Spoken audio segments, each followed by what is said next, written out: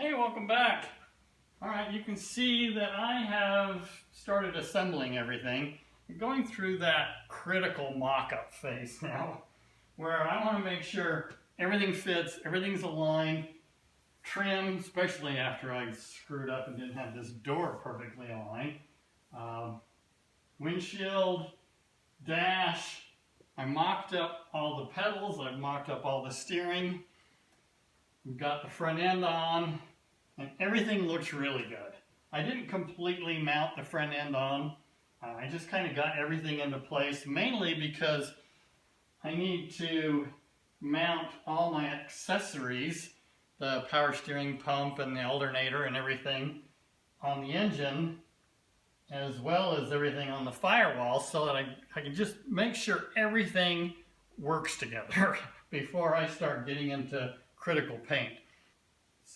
But in order for me to do that, I had to have my air cleaners on and my valve covers and everything on so that I could mock up my linkage for the throttle and all my linkage for the brake and the clutch.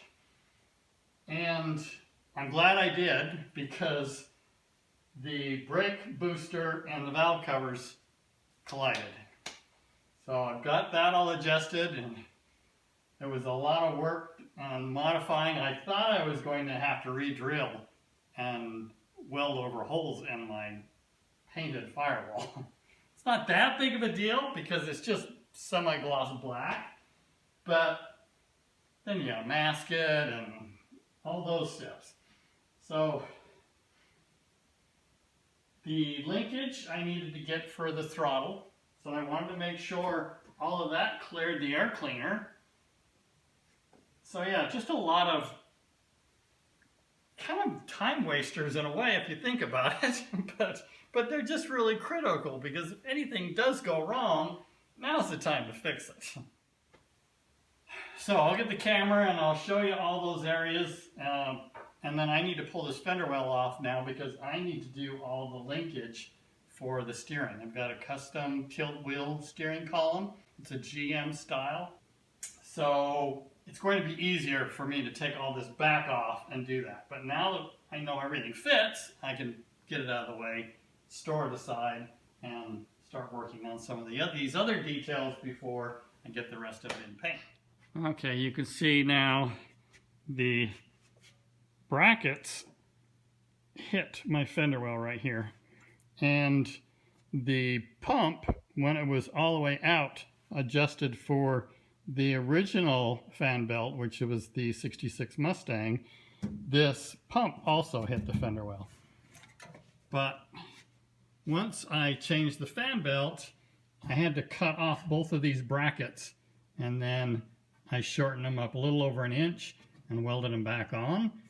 And now I've got all the geometry right, and everything mounts up, and there's plenty of clearance. Now, if I put air conditioning on this, which I plan on doing eventually, the air conditioning pump goes in this area, and it might end up interfering with this. So I will probably have to change this tube and how this all mounts in order to relieve this over far enough that it'll clear that pump. So I'm probably going to have to readdress this. Hopefully I don't. Hopefully I can get a little mini air compressor that goes right there. Relocate the coil. I don't like the chrome coil. I don't like the blue cap. Those are things that I'm going to change anyway. Then it's just a matter of relocating this piece. But for now, I'm just going to leave things like that alone and concentrate getting all of this to work and function together. You can see how tight the master cylinder power brake booster is with the valve cover. I've got extra thick gasket on this, so I'm going to have to go with a thin gasket to give me more room. But originally I had an 8-inch booster, so I had to rebuy a 7-inch booster to get all of that to clear. But I can get my fingers in there, and I've got really good motor mounts, so I don't think this engine's going to rock enough that will be an issue. But typically if it rocks, it will just rock in and out this way. It can't go up and down, so I don't think there's any way that that valve cover will hit. But I can't get that valve cover back off now without removing all of this. So that's another thing I need to do. I'm just mocking it all up and making sure everything fits, and then it's got to come back out, and then I can paint those valve covers, put new seals in them, get everything all sealed up for the last time on this engine. Linkage wise for the throttle pedal, just pop through with a cable. I left it a little bit loose so that I have plenty of room to adjust it. Once I get everything adjusted, get everything running correctly, then I'll pull in the slack. It also affects the throttle pedal on the floor, so that's something that is adjustable as well. But I mocked up all my brake lines, but I didn't fill the system with fluid. So it was just a matter of getting everything lined up, getting all my lines bent, sealing it all up, and making sure everything functions. But when it comes to my clutch master, that is fully filled, fully charged, and fully working, because I needed to get down underneath the car and put in all that linkage and the slave cylinder as well as the master cylinder and get all of that working, and it works fantastic. Well, as far as I know. I should be releasing. It feels like it's releasing, but I won't know that until I can get this thing running. So down there, this is the end of the steering column. It's a double D end, and I'll show you the connectors on that, what the double D means.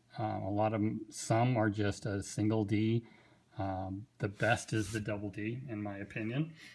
And then down there in the bottom, you can kind of see the grooved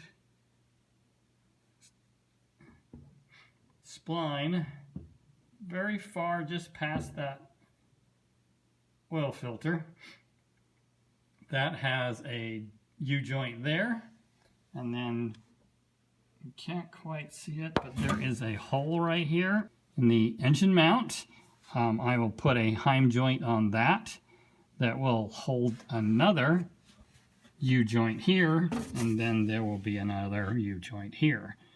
And so I will need to get all of those in and get them all adjusted and make sure they function correctly and they don't bind up and they don't hit anything, because as everyone knows, steering is kind of critical along with the brakes.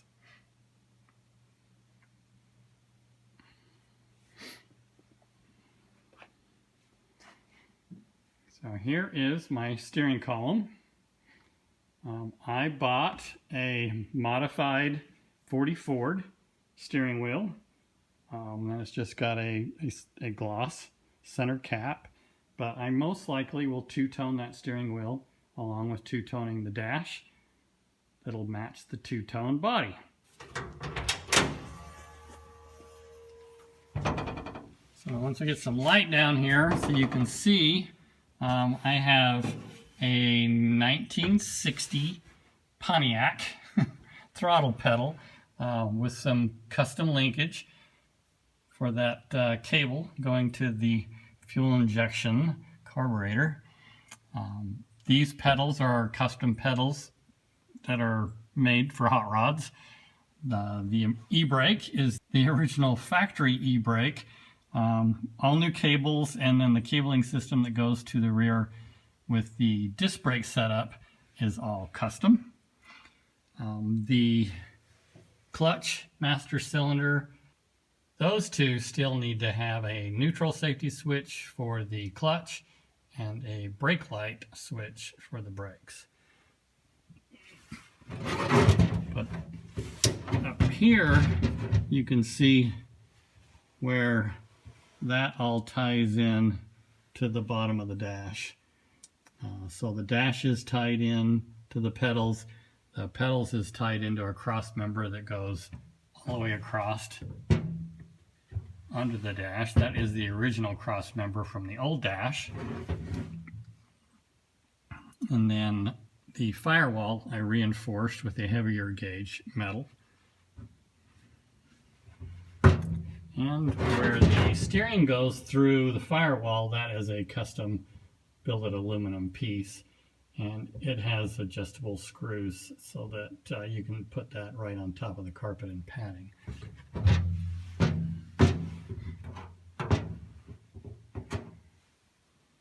But you can see I've got a tilt column. The column is adjustable right there. I can move it outwards by moving it out here on the dash, or I can move it inwards by mounting it here, and then the whole column will slide down towards the floor. I've been playing with it in positioning with my feet, with the steering wheel sets, with the seat and seat mounts, and it all fits really well. So for mock-up purposes, what I did is I bought these Mustang seats. These are out of a 67 Mustang. They're the size of seat that I want and the style of seat. I can get custom foam for them, so they're bolstered, and there's some really nice seat upholstery for these. So it's a pretty inexpensive way to go. And if I end up going with a custom seat that's already pre-made, for $100, I can just resell these seats. But I've got a mounting system for them so that I can get them slightly tilted back. I've got the seat adjusted all the way forward for somebody that's maybe 5'4", and then it should adjust all the way back to somebody that's just over 6 feet. So unlike the original Jeepster, these seats are going to be adjustable and a lot more comfortable. Height-wise, it's got a 3.5-inch riser at the front, 1.5 at the back, so it slightly tips back, and it puts the head position, I think, at a pretty good height to be able to not only see over the steering wheel, but for somebody that's tall, over 6 feet, they'll be able to see through the windshield without having their head too high. Because I have seen where guys have ended up with the seat positioned way too high, and there was a guy that was 6'6", and he was looking right at the top of that windshield.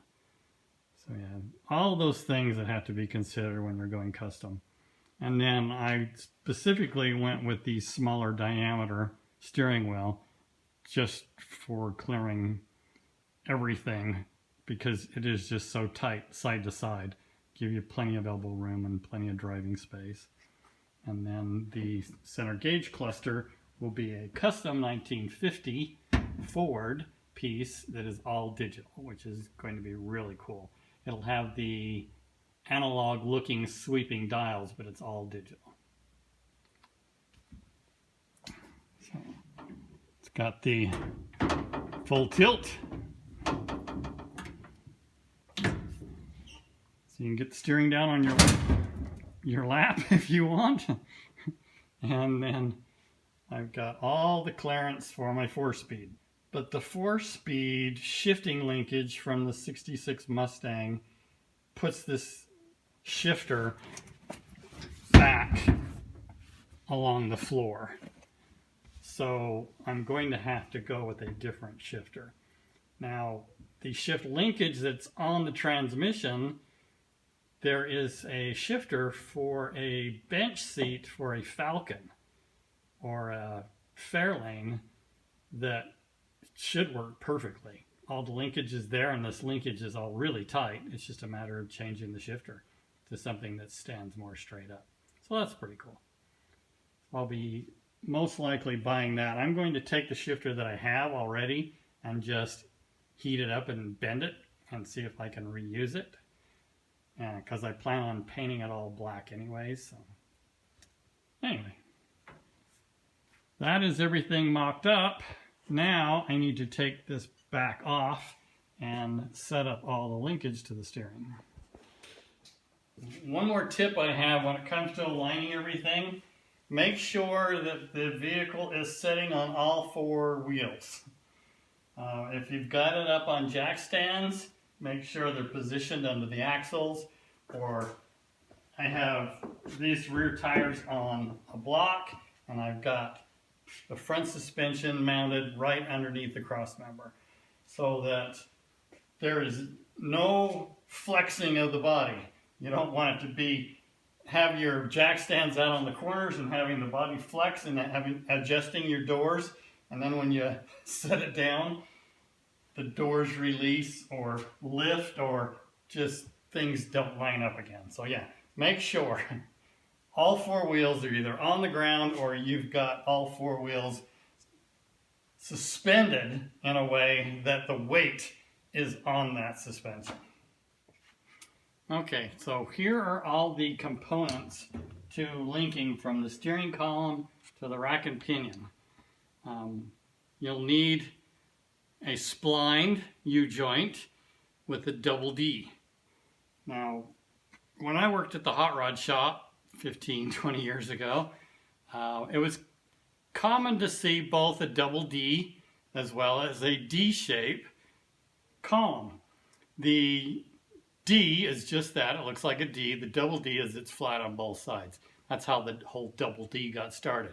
It was originally a D shape. And I had seen some hollow ones way back when, and this one is solid, and it is really heavy. Not that it really matters, but when I ordered this, I ordered black. And it got lost in shipping, and they resent it, and I got a chrome one. So, no big deal. I do have a lot of polished and silver pieces on here, and it's down here out of the way. It's not like it's a real focal point, so nice contrast. Heim joint. This heim joint will be the pivot point in the center of this shaft. This shaft will go from the rack and pinion to the steering column all in one piece, but in my case, my motor mount is in the middle of where this is routed, so I have to go around it. Pretty common when you're building a hot rod, so I will have to cut two pieces of this double D rod, and then I'll have a heim joint in the middle that will support that, because if you have three universal joints, they're going to flop unless there's a way of holding the middle.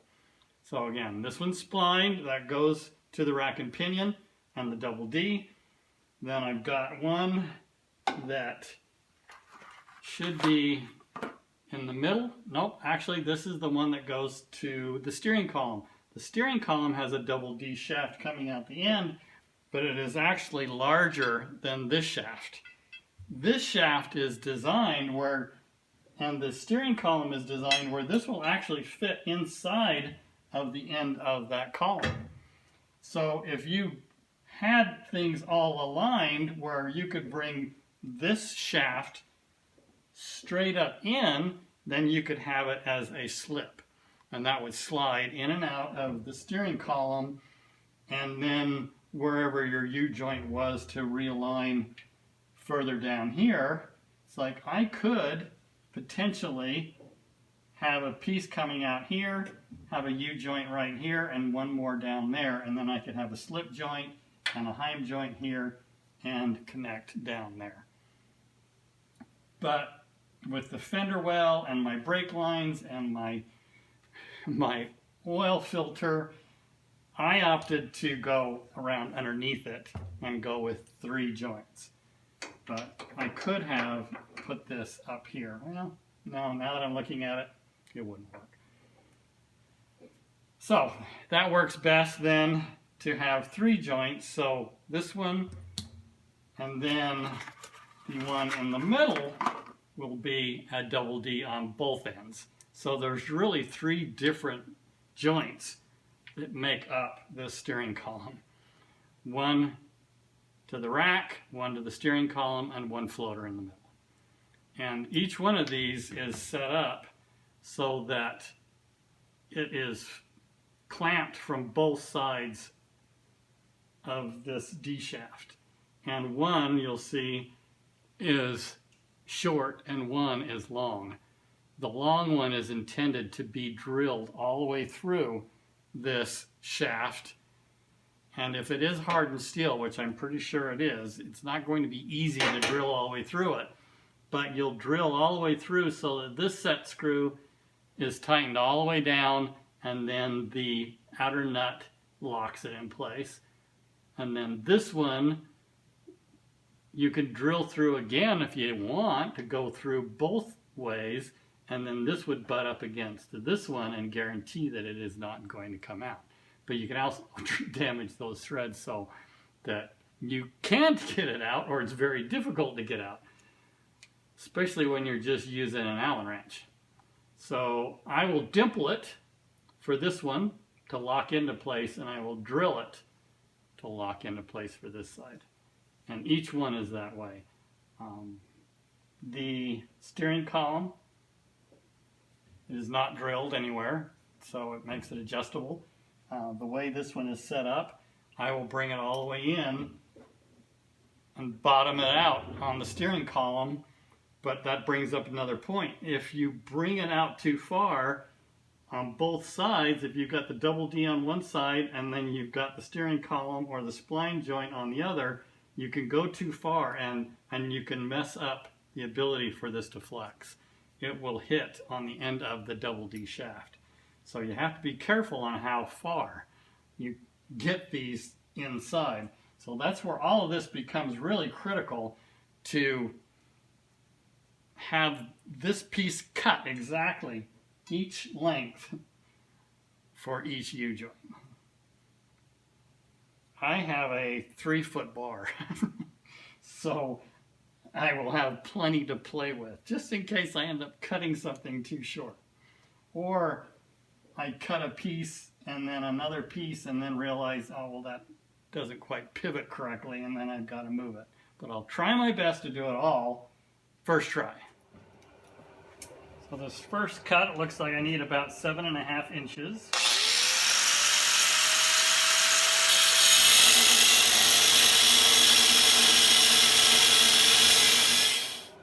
It does look like it's solid stainless steel.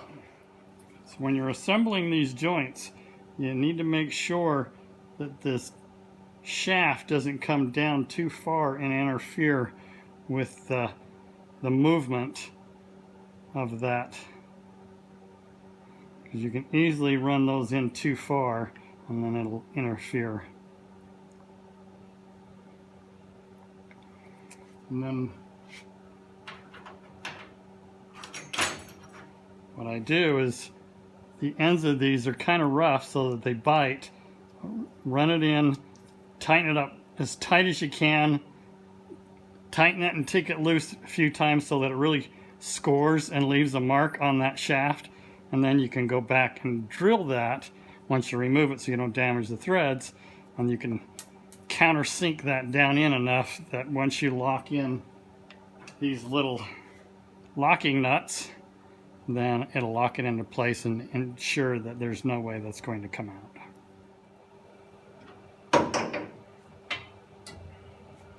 So this universal joint is not allowing it to go far enough so that it'll line up with my steering column. I've made this as absolute short as possible. The heim joint is hitting right up against it, so I can't go any further in. If I move the heim joint from this side over to this side, then I'm not going to have the clearance for this joint. So really the only thing I can do is to grind these off so that they will get a little bit more clearance. These other joints will pivot a lot further than this center one will. This just happens to be the one that is getting interference and hitting on the inside.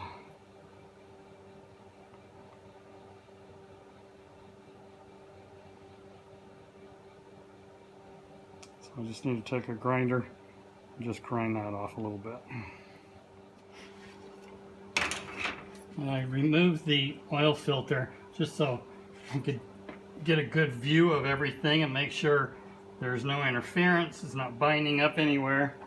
And now you can see as I turn the steering wheel, everything's free, it's smooth, There's no clunking noises. Everything works great. And the suspension, as it goes up and down, is all completely separate from the way the rack is mounted. So that rack can't move in any way. The steering wheel shaft can't move in any way. The hind joint is solid. Everything else just kind of works and pivots back and forth on all of these universal joints. So it looks really good. I tightened all these fittings up really tight so that it will score and make a mark on the shaft. And now I'll be able to take it all apart, drill those shafts just enough so everything sinks in, and then I can put it all back together and it's done. So this is pretty exciting. That's one leap forward on this project, to have all the steering working.